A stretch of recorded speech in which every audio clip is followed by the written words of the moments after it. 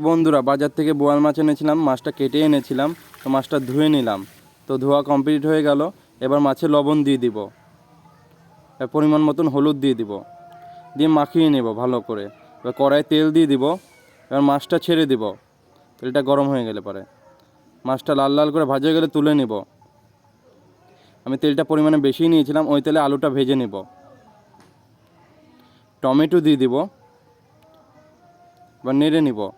লঙ্কা দিব, লবণ দিব, হলুদ দিব, দিয়ে ভালো করে নেড়ে নেব।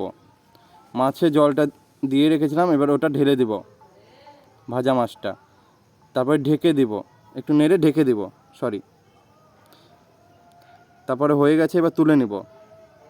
তো কেমন কালার এসেছে, এবার জিরের গুঁড়ো দিয়ে নামিয়ে নিব।